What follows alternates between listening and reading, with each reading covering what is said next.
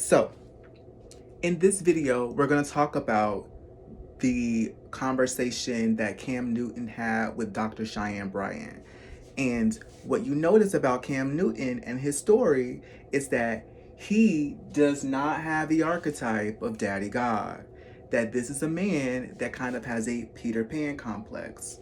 Let me explain why I say that Cam Newton has a Peter Pan complex. When you are an athlete, let's take this back to high school, ladies. When a man is an athlete in 10th grade, okay, he gets all the validation from the teachers. He has to be the quickest, he has to be the strongest, he has to be the fastest, and he has to be able to play. So he gets all the validation from the teachers. And so within that sort of social hierarchy, as a man, he gets access to all the women. Fast forward now, you get to play in the big leagues I'm not a sports person, but you get to play in the big leagues with your team and in the football. You got picked, you get drafted. And now he gets to the top and he gets all of the money, right? He gets the wealth, the amenities, the lifestyle, and the storehouse. And so what happens is now that he's this big, huge star, he gets this revolving door of women that want to be around him, that want to be connected to him because he's a superstar. Say that in the conversation that he was having with Dr. Cheyenne Bryant was that it was his inability to land and touch earth. It's his inability to give up that revolving door of women that he is ultimately used to having.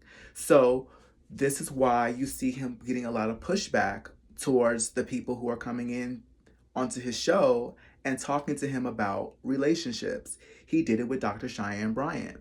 And he said, and when she said, you are propagating all of these homes now, and you're putting all of these children in these different homes. And he's brushed it aside.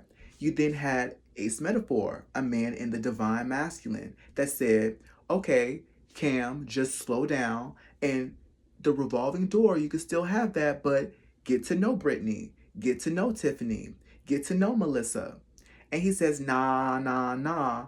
In fact, in that the video that he had with Ace Metaphor, he made a comment about how he said, if I'm meeting up with the woman, I'm ready to thoink, right? Because that's how he sees women, from a perspective of transactionality. So that is an aspect of Daddy God within him that's not integrated within him as a man. You then see that Cam Newton had Devon Franklin that came on the show and was talking about, they had a conversation about faith. And Devon Franklin brought up the archetype of Boaz and Ruth.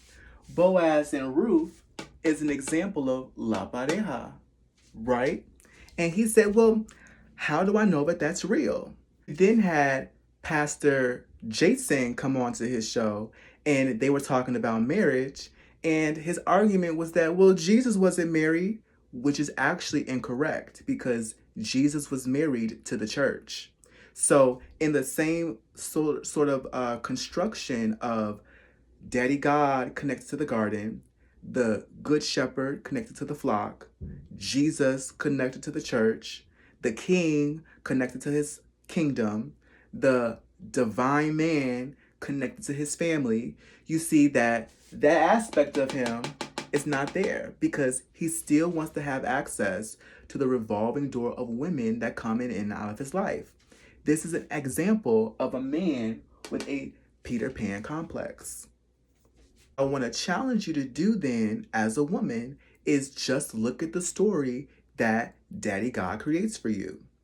Look at the story that Yahweh, I forgot, I took it off, but the story that Yahweh creates for you. Think about the story that Yahweh created for Adam and Eve in the garden, growing a garden and giving them a place to be. You also look at the story that Jacob created for his 4 baby mamas, right? You had Rachel, who was the woman that was the love of his life. You then had Leah, who was the intocable. She was the untouchable woman who was unloved by her husband. And then you had the other two baby mamas that didn't really get speaking roles. So you begin to look at the story that a man is creating for you in your life.